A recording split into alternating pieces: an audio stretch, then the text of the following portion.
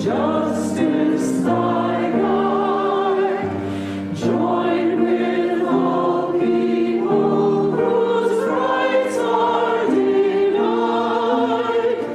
Take not for granted a privileged place. God's love embraces the whole human race. Wake now my vision of ministry clear. Brighten my pathway with radiance here. Mingle my calling with all who will share. Work toward a planet transformed by our care.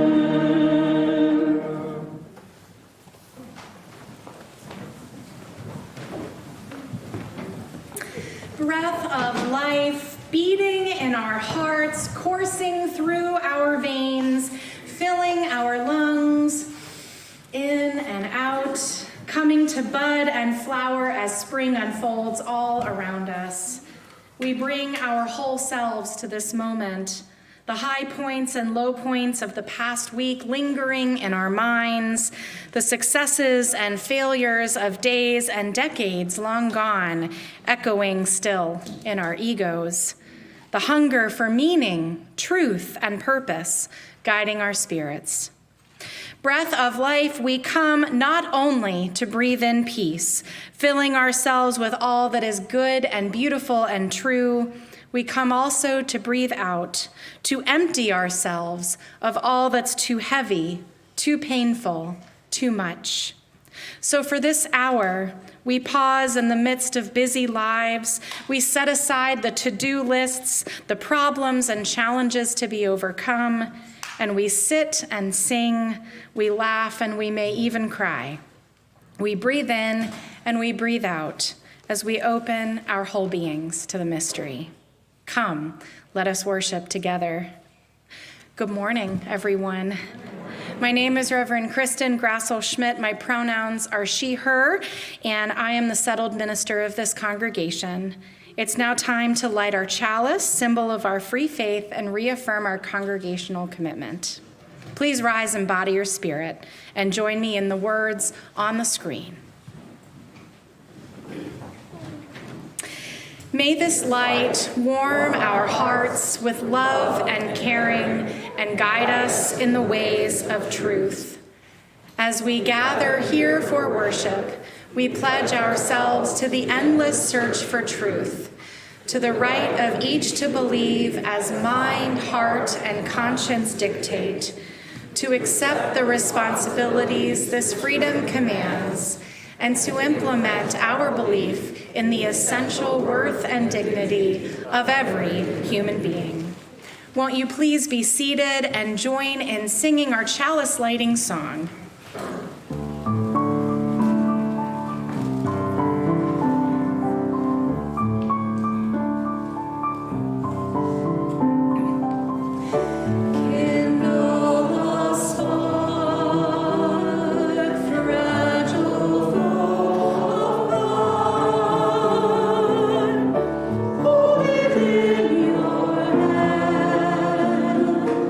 Hold it in your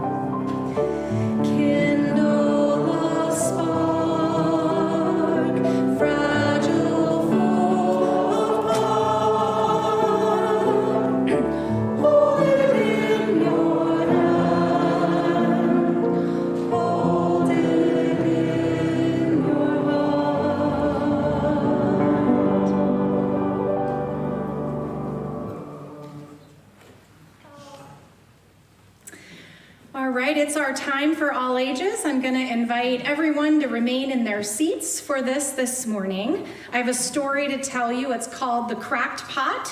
It is based on an Indian folk tale. You may have heard this before. Many generations ago, there lived a water bearer. She had 2 pots, each of which hung on either side of a pole that she carried across her shoulders. While one of the pots was perfect and would deliver its full load of water back from the well faithfully each and every day, the other one had a crack in it, and it would arrive back at the house only half full. In the mysterious way that pots have feelings, the perfect pot was proud of its accomplishments, proud that it was carrying out the purpose for which it had been made.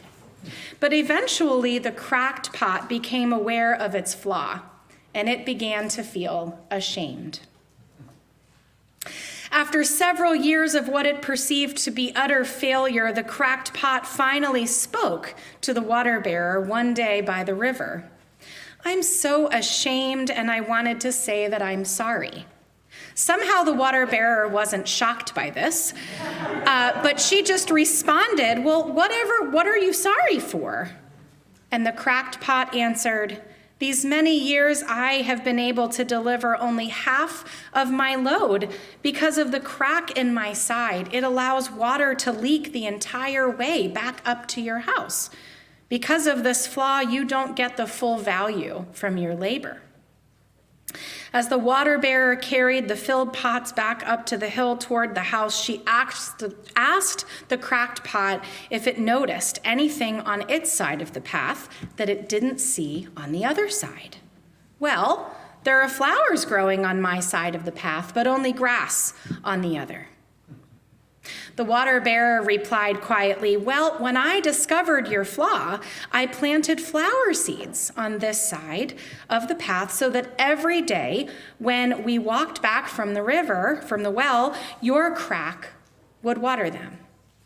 Without you being just as you are, I would not have been able to enjoy these beautiful, fresh flowers every day." Now, one of my favorite things about church, about faith community, is that while we should always do our best, just like the cracked pot, we don't have to be perfect. When a congregation is at its best, we embody the water bearer, finding ways of appreciating and valuing one another, even for those things that might be viewed as flaws. Sometimes it's even the places where our cracks are, where we leak a little, that grace and blessing flows the most. Like the cracked pot, sometimes our purpose can be different than we originally imagined it was. This morning's service is all about our purpose as a congregation, what some people call our mission. After today's service, everyone is invited to stay for a light lunch and to participate in a workshop that will help us re-articulate our purpose as a community. ASL interpretation will be provided, and so will childcare. And I hope everyone who can will stay to share your input.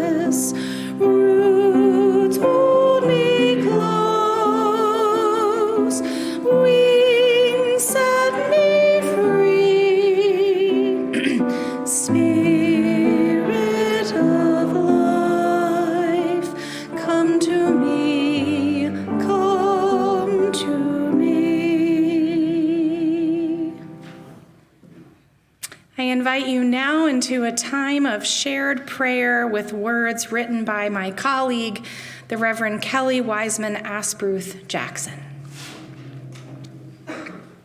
Dear great lathe of heaven, O foundry of souls, you churning, burning cosmos which has wrought us on the infinite loom of your celestial body, spinning stars and indifferent stones, hear our prayer. Do not curse us to perish with all our dreams fulfilled. Do not afflict us with a vision so narrow and a heart so small that all our greatest hopes could be accomplished within our lifetimes. Rather, bless us with unquiet spirits. Anoint us with impertinent souls. Grant us dreams so great and numerous that we might spend the fullness of our days to realize them, and have ample remaining to leave our inheritors.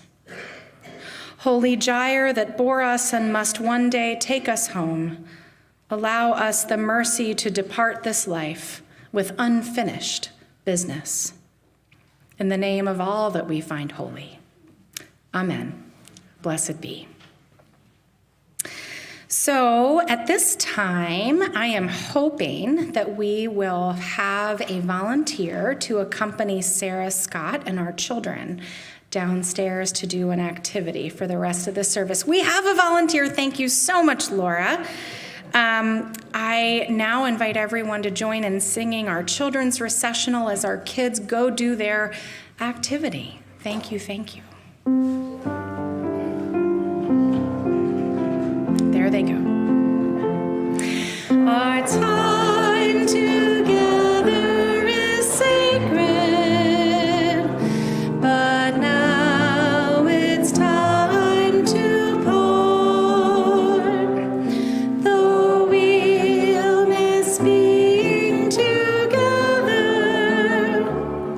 you're always right here in my heart.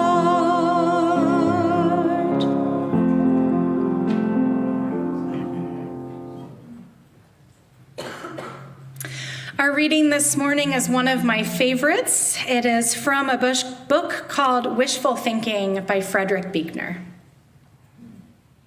There are all different kinds of voices calling you to all different kinds of work, and the problem is to find out which is the voice of God rather than of society, say, or the superego, or self-interest.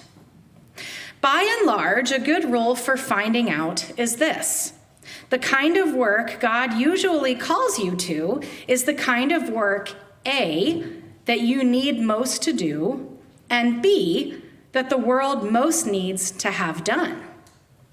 If you really get a kick out of your work, you've presumably met requirement A. But if your work is writing TV deodorant commercials, the chances are you've missed requirement B. On the other hand, if your work is being a doctor in a leper colony, you have probably met requirement B. But if most of the time you're bored or depressed by it, the chances are you have not only bypassed A, but probably aren't helping your patients much either. Neither the hair shirt nor the soft berth will do. The place God calls you to is the place where your deep gladness and the world's deep hunger meet.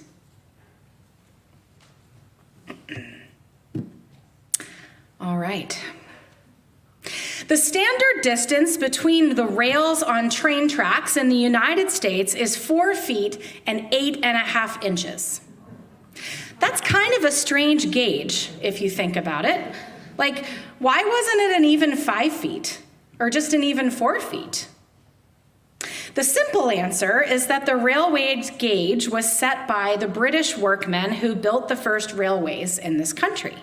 And they used the same jigs and other tools that they'd previously used to build wagons. So the train tracks came out the same gauge as wagons.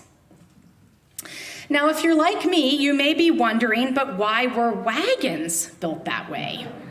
It turns out that some people tried to make wagons of differing sizes, but those with different wheel gauges wound up breaking down more often in the wheel ruts in the old roads that connected English villages and cities to one another. The wagon wheels that fit into the ruts lasted longer than the ones that didn't. So continuing down this rabbit hole, who do you think built the roads that made those ancient wheel ruts? It was the Romans. Ding dong. For their armies, and more specifically for their war chariots that they built with wheels spaced 4 feet and 8.5 inches apart. Because that was the width of the rear ends of 2 horses that were needed to pull the chariots. And that's how 2 ancient Roman horses' asses determined the size of trains in the United States.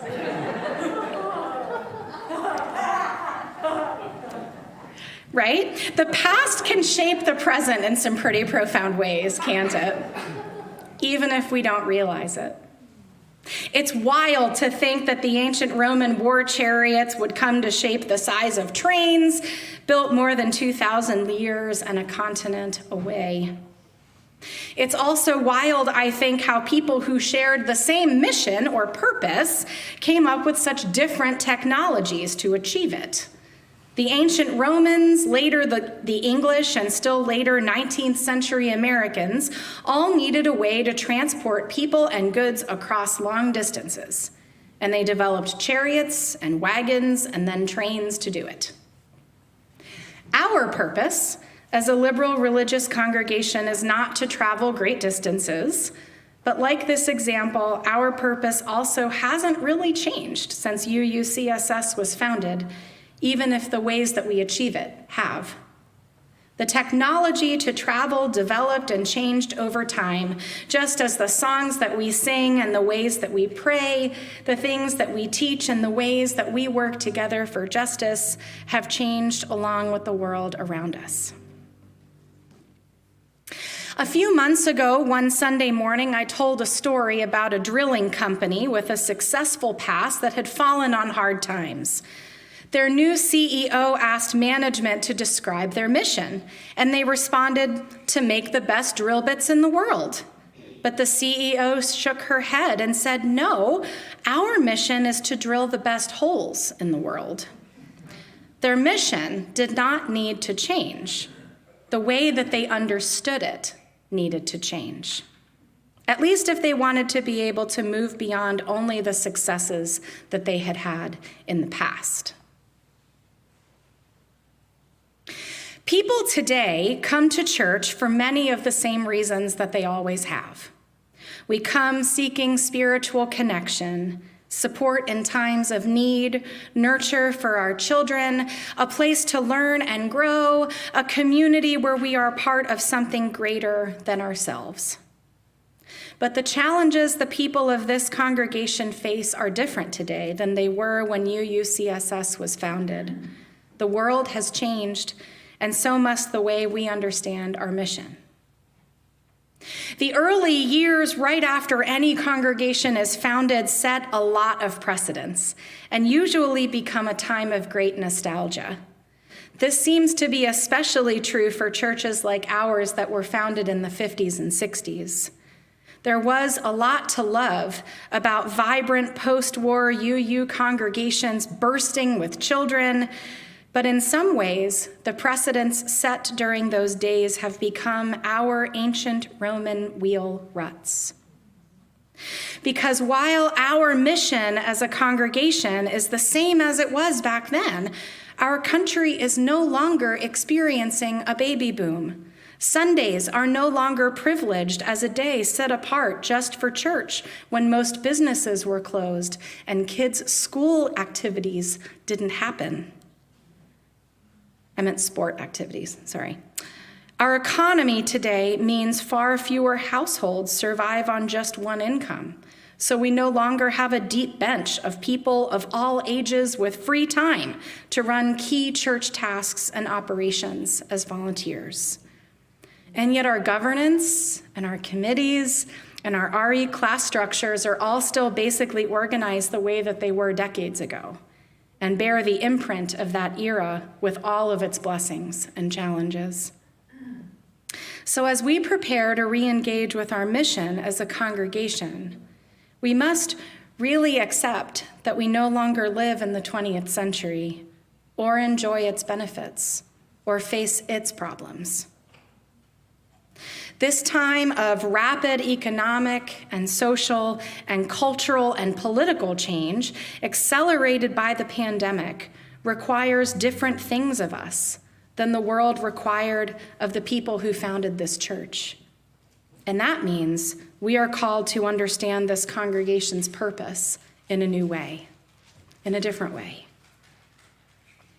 As Frederick Buechner wrote in our reading this morning, the kind of work we are called to do is what we need most to do and what the world most needs to have done. Neither the hair shirt nor the soft berth will do. The place we are called is the place where our deep gladness and the world's deep hunger meet. Purpose, calling, vocation, whatever we call it, it is about more than what we want to do. Because this isn't a country club, it's a faith community. And we are accountable to more than just the people who consider this congregation our own. We answer to those who won't even look at our website or walk or roll through our doors for another 10 or 20 years. We answer to our neighbors. We answer to all who need us to organize our voices and our power for freedom and justice right here in White Oak, in Hillendale, in Maryland, right here so close to the nation's capital. Starting today, right after this service, we will begin a process to re-engage with our purpose and future as a congregation. This process will unfold through 3 workshops, lots of communication from the vision team, and we hope will yield a mission and vision statement that feels true to who we've been at our best as a congregation and who we are today and who the world needs us to become into the future. Today's workshop is all about our DNA as a congregation. Who have we been at our best? And how does that make our purpose as UUCSS unique and precious? By reflecting individually, sharing in small groups, and then processing as a whole group, we'll seek to answer those questions together. And soon after today's workshop, everyone on the church email list will receive a survey. We hope you will take it. It is not long, I promise. And it will give us an accurate sense of who the members and friends of this congregation are today. And I will share the results of that survey and some information about our surrounding community at the workshop in the service on April 16th. Then, at the workshop on May 21st, we'll put it all together and we'll try to align the best of who we are with the needs in the community around us. And that's how we will discern our vision, the path to the future. While the vision team and I will facilitate this process, the whole thing is rooted in the input and feedback, stories and passions of all of you, the congregation. And so we need you to participate, to come to as many workshops as you can, all 3 if possible. That's why we will be serving a light lunch before every workshop and why we've arranged childcare and ASL interpretation. I know Sundays are full for many of us, but I hope these things make it easier for you and your family to stay and help our community re-engage with why we exist and how we should move into the future together. For those who have to miss a workshop, we will be in touch by email with an opportunity to share your input as well. But the magic really happens when we can all be in conversation together. How are love and truth and justice calling us to be a liberal religious congregation in the world today? How are love, truth, and justice calling us to use our shared gifts and assets in the service of our neighbors? Where does our deep gladness and our community's deep hunger meet? Even with our imperfections, our cracks and faults, how can UUCSS serve a beautiful and relevant purpose together? I can't wait to answer these questions together with you. What an honor it is to be part of discerning how UUCSS will nurture spirits and help heal our world in its next chapter. Thanks.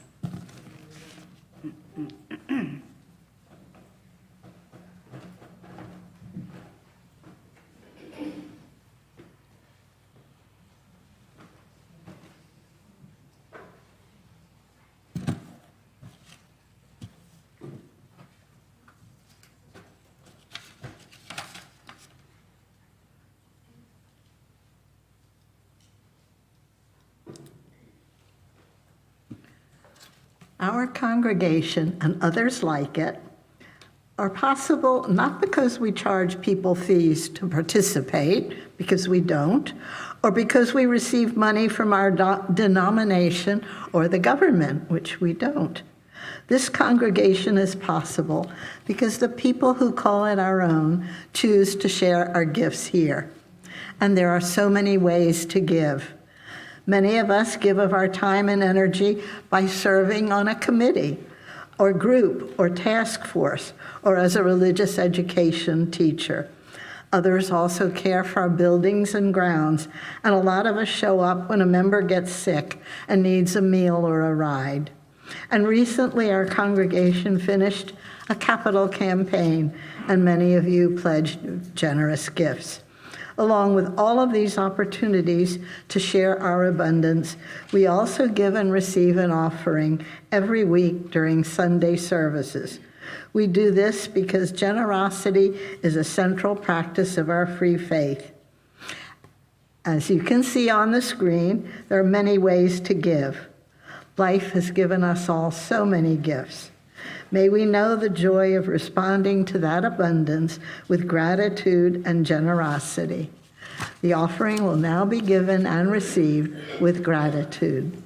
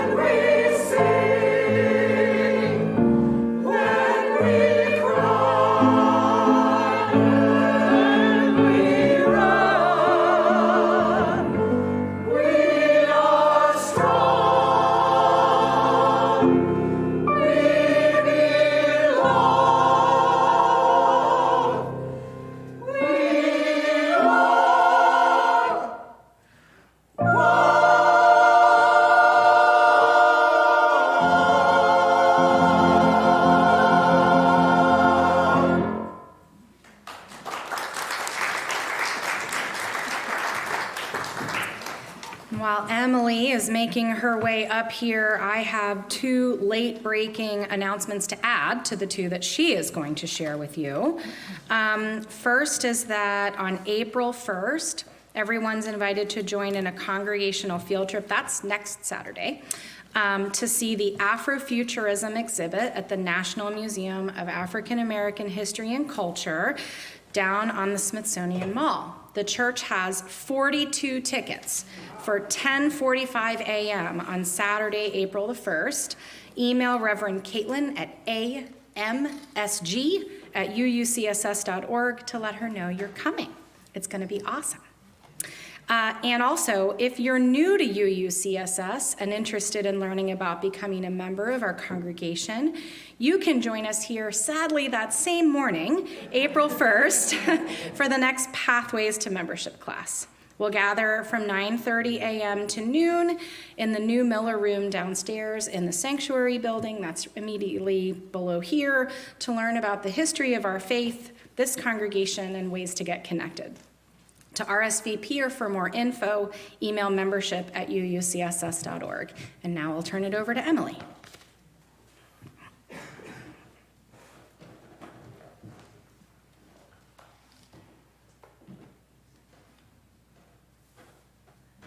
I feel tall now. Good morning. My name is Emily Harris, and I'm a member of the board. I use the pronouns she, her, hers. Our church is not only the organization that puts together these services.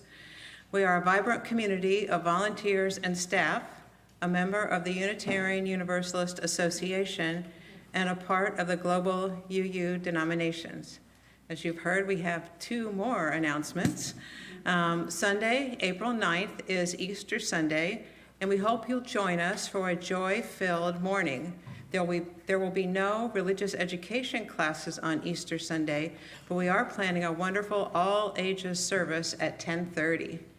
After worship, we'll have our annual egg hunt. Yay! So make sure to remind your kids to bring a basket with them that Sunday. The second announcement. The next day, Monday, April 10th, everyone is invited to join us for the annual UUCSS Passover Seder, hosted by several of our congregation's Jewish members. The Seder is a Jewish ritual meal that tells the story of the Jewish people's liberation from slavery and exodus out of Egypt millennia ago. Whether you've been to a Seder every year of your life, or this will be your first one, you are welcome to join us. Children of all ages and their grown-ups are encouraged to join us. It will be a very family-friendly evening. Also, while the components of each table's Seder plate will be provided, the dinner is potluck, so please bring a kosher for Passover-style meal to share. Thank you.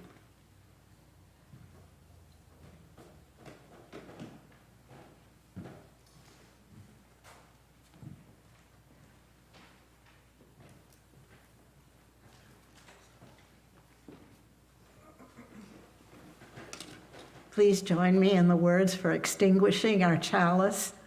Please, can't do anything today. Carry the flame of peace and love until we meet again.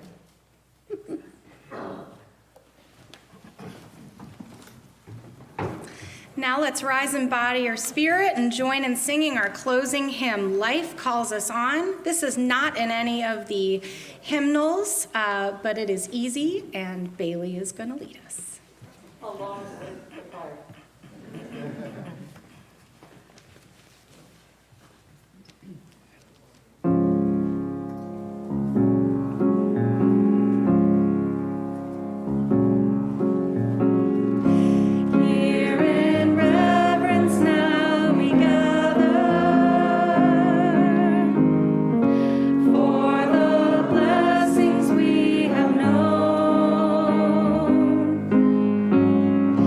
With a pledge to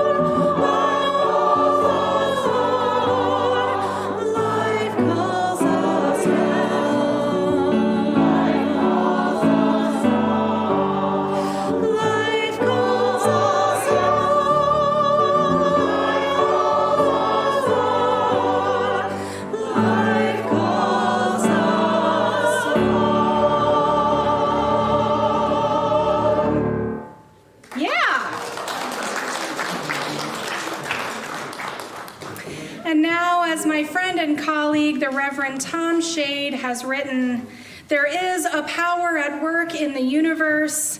It works through human hands, but it was not made by human hands. It is a creative, sustaining, and transforming power, and we can trust that power with our lives. It will sustain us whenever we take a stand on the side of love, whenever we take a stand for peace and justice, whenever we take a risk. Trust in that power. We are together, held by that power." Our worship now has ended, and our service begins.